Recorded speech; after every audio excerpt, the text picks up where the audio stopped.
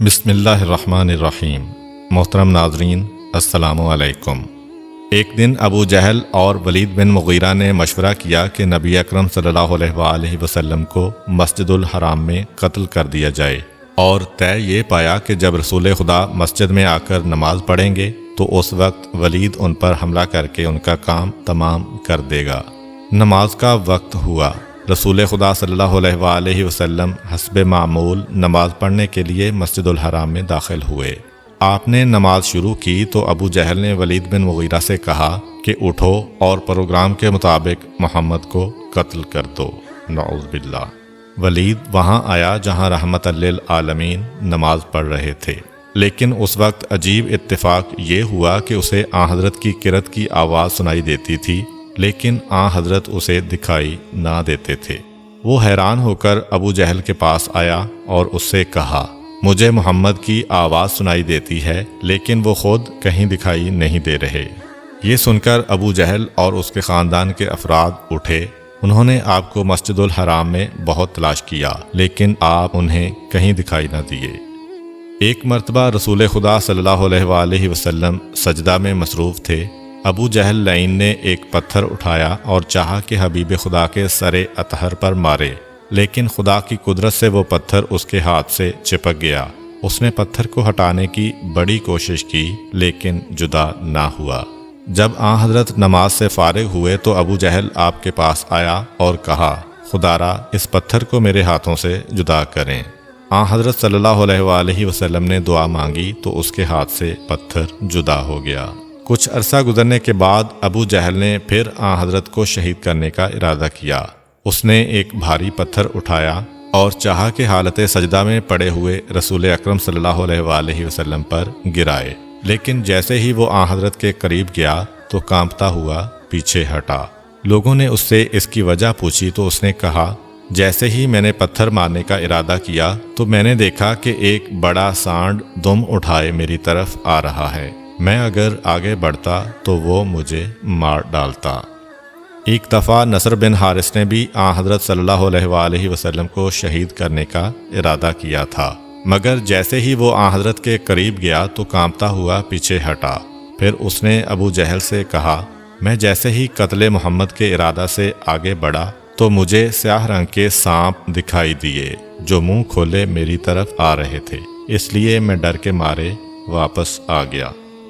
بعثت پیغمبر صلی اللہ علیہ وآلہ وسلم کے ابتدائی دنوں کا واقعہ ہے کہ عرب میں فضیل بن عمیر نامی ایک شخص رہتا تھا جو بت پرست تھا۔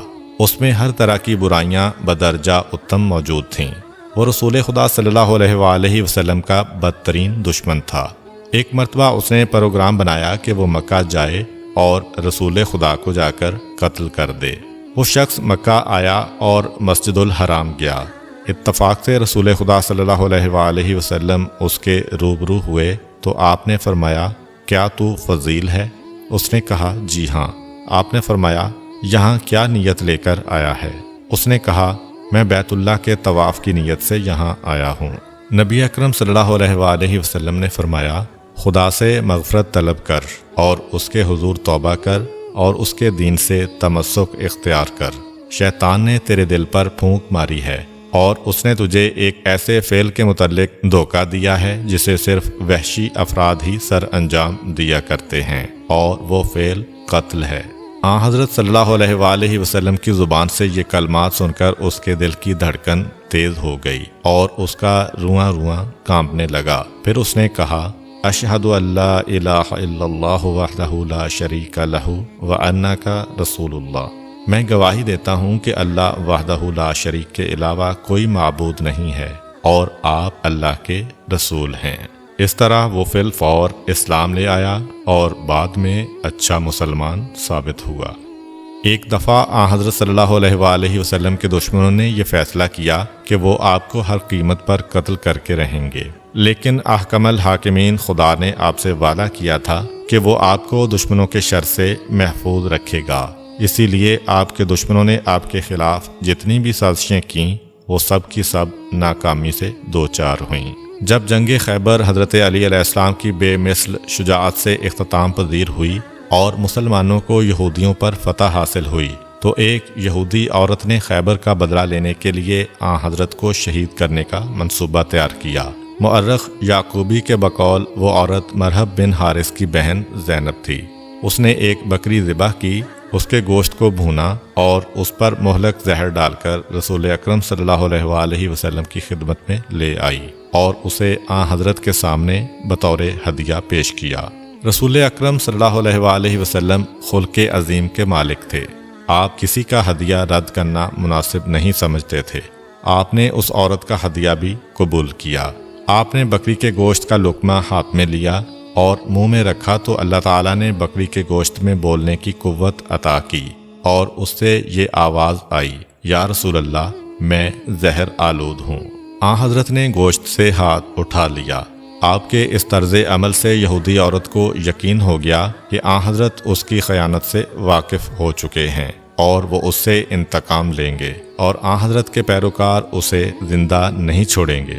نہیں معلوم وہ اسے کیسی کیسی ایذائیں دے کر قتل کریں گے، اور یہ انتقام صرف اس کی ذات تک محدود نہیں رہے گا بلکہ اس کے پورے قبیلہ سے اس خیانت کا انتقام لیا جائے گا۔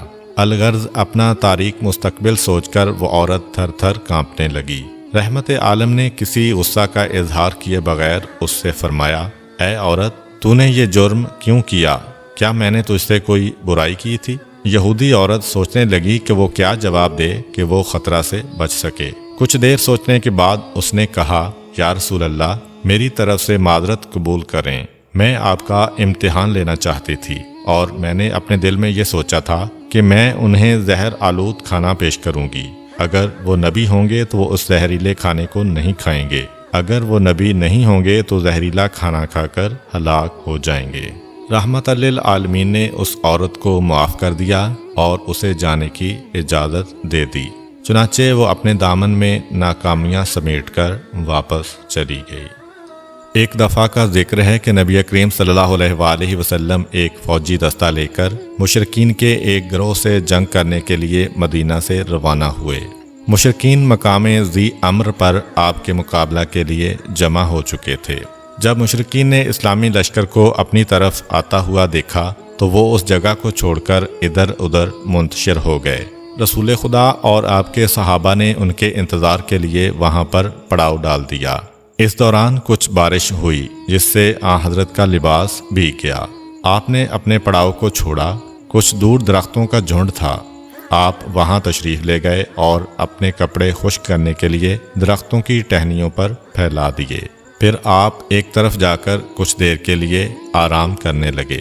مشرکین نبی اکرم صلی اللہ علیہ وآلہ وسلم اور آپ کے لشکر پر نگاہیں جمائے ہوئے تھے۔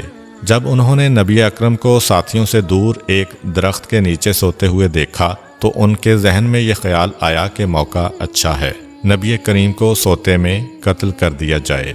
چنانچہ مشرکین کا سردار وہاں آیا جہاں آپ سوئے ہوئے تھے۔